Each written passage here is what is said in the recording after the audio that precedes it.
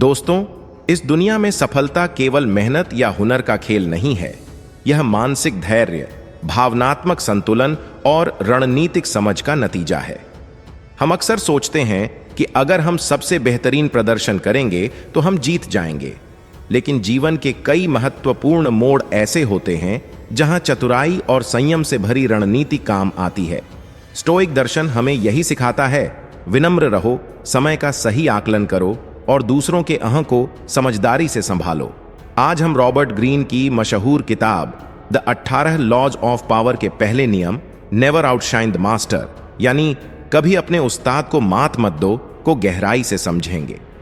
यह नियम सिर्फ एक साधारण सलाह नहीं, बल्कि जीवन की महत्वपूर्ण रणनीति है। अगर तुम यह सीख गए कि ताकतवर लोगों के साथ कैसे व्यवहार करना है, तो न केवल तुम्हारी यात्रा सुगम होगी, बल्कि तुम्हारी तरक्की भी सुनिश्चित होगी। चलिए आज की वीडियो की शुरुआत एक छोटी सी कहानी से करते हैं। इटली के एक छोटे से कस्बे में सीजर नाम का एक प्रतिभाशाली युवक रहता था। वह केवल संगीत में ही नहीं, बल्कि साहित्य और दर्शन में भी निपुण था। लेकिन उसकी पहचान संगीत से थी, जहां उसका एक प्रसिद्ध गुरु था। गुरु का दरबार में काफी प्रभाव था और उसके मार्गदर्शन में सीजर ने कई सालों तक साधना की। एक दिन गुरु ने उसे एक अनमोल मौका दिया, शाही दरबार में परफॉर्म करने का। यह सीजर के लिए सुनहरा अवसर था। दरबार के राजा और दरबारियों के सामने उसे अपनी प्रतिभा दिखाने का मौका मिला। सीजर ने पूरे जोश और समर्पण के साथ प्रदर्शन किया। उसके सुरों ने हर किसी को मंत्रमुग्ध कर दिया।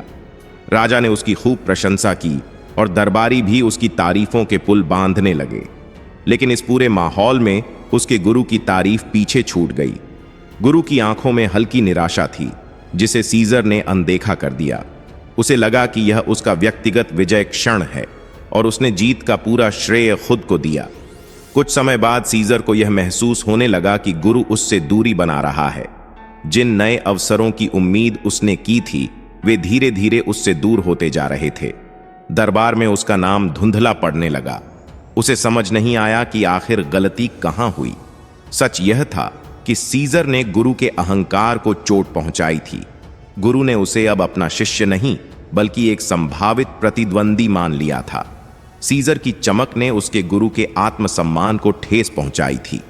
उसने यह एहसास करा दिया था कि अब वह अपने गुरु से बेहतर बन गया है और यही उसने अपनी सबसे बड़ी गलती कर दी। यहां स्टोइक दर्शन की एक महत्वपूर्ण सीख आती है। तुम्हें दूसरों के अहंकार को चोट नहीं पहुंचाना चाहिए, भले ही तुम्हारा इरादा नेक क्यों ना हो। ताकतवर लोग अपने महत्व को बनाए रखना चाहते हैं, और अगर तुम उन्हें यह एहसास दिलाओ कि तुम उनसे बेहतर हो, तो वे तुम्हें सहयोगी नहीं, बल्कि खतरे के रूप में देखने लगेंगे। तुम्हारी काबिलियत को सही दिशा में ले जाने का मतलब यह नहीं है कि तुम हमेशा चमकते रहो, बल्कि बुद्धिमानी यह है कि जानो कब चमकना है और कब नहीं। यह संयम और कूटनीति का खेल है, जिसमें तुम्हें ध्यान से चलना होगा। इस नियम का मतलब यह नहीं है कि तुम अपनी काबिलियत को छुपाओ, बल्कि यह है कि अपनी प्रतिभा को सही समय और सही स्थान पर प्रकट करो। यह संयम न केवल तुम्हें संघर्षों से बचाएगा, बल्कि तुम्हें उन लोगों की नजरों में भरोसेमंद भी बनाएगा जिनके हाथों में सत्ता है। केवल हुनर दिखाना ही सफलता की गारंटी नहीं है।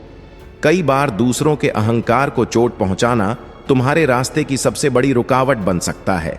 स्टोइक दर्शन हमें यही सिखाता है, हर किसी के आत्मसम्मान का ध्यान रखना चाहिए, भले ही हमारा इरादा नेक हो।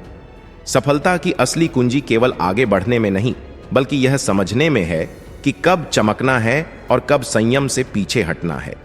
हर समय बेहतर दिखना जरूरी नहीं। कई बार सफलता की यात्रा में थोड़ी धीमी गति, संयम और कूटनीति से काम लेना ही सबसे बड़ी जीत होती है। फ्रांस के महान राजा लुई, जिसे सन किंग कहा जाता था, ने अपनी सत्ता को बनाए रखने के लिए बेहद चतुर रणनीतियां अपनाई। उसने अपने दरबार में यह नियम लागू किया कि कोई भी दरबारी राजा से अधिक ध्यान आकर्षित नहीं कर सकता था।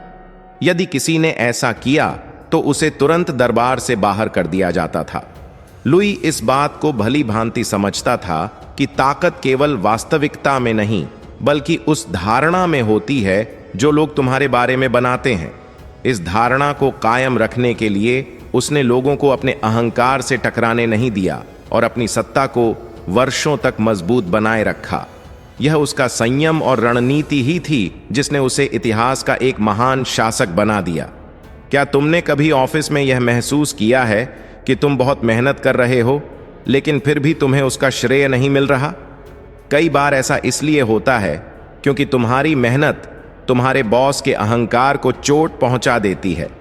जब उन्हें यह महसूस होता है कि तुम उनकी जगह लेने के लिए तैयार हो, तो वे तुम्हें सहयोगी के बजाय खतरे के रूप में देखने लगते हैं। ऐसी स्थिति में क्या करें? बॉस को यह जताएं कि तुम्हारी सफलता उनकी मदद से ही संभव है। जब वे तुम्हें अपना सहयोगी समझेंगे, तब वे तुम्हारा समर्थन करेंगे। ताकतवर लोगों के अहंकार का सम्मान करो। अपनी काबिलियत धीरे धीरे दिखाओ ताकि दूसरों को तुमसे खतरा न लगे। सफलता का श्रेय दूसरों को भी दो, इससे लोग तुम्हारे सहयोगी बने रहेंगे। चतुराई और संयम से अपनी यात्रा को आगे बढ़ाओ। मेहनत से जीतना जरूरी है, लेकिन बिना रणनीति के जीत अधूरी रह जाती है। जीवन में हर जीत केवल तेजी से दौड़ने से नहीं मिलती, बल्कि सही समय पर ठहरने और रणनीति के साथ चलने से मिलती है। स्टोइक दर्शन सिखाता है कि जीवन में हर परिस्थिति पर हमारा नियंत्रण नहीं हो सकता, लेकिन हमारी प्रतिक्रिया पर हमारा पूरा अधिकार है। तुम्हारी जीत तभी स्थायी होगी जब लोग तुम्हारी सफलता में अपना योगदान महसूस करेंगे। रिश्तों, करियर और जीवन के हर क्षेत्र में यह ध्यान रखना जरूरी है कि तुम्हारी सफलता कभी किसी के लिए खतरा न बने। संयम, समझदारी और सही रणनीति के साथ चलना ही असली जीत है। इस दुनिया में जीतना केवल ताकत या टैलेंट की बात नहीं है। असली खेल इंसान के मनोविज्ञान और रणनीति का है। यह खेल हमें वही सिखाता है जो स्टोइक दर्शन का मूल सिद्धांत है।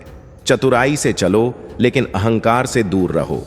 ऐसा न हो कि तुम्हारा चमकता हुआ हुनर ही तुम्हारे पतन का कारण बन जाए। अगर आपको यह वीडियो पसंद आया हो तो वीडियो को लाइक जरूर करें। साथ ही कमेंट बॉक्स में अपने विचार बताना न भूलें। आपके विचार जानकर हमें खुशी होगी। ऐसे ही और गहरे जीवन दर्शन और उपयोगी रणनीतियों के लिए हमारे चैनल एड इनर क्वेस्ट को सब्सक्राइब करें। बेल आइकन दबाएं ताकि कोई भी नई अपडेट आपसे छूट ना जाए।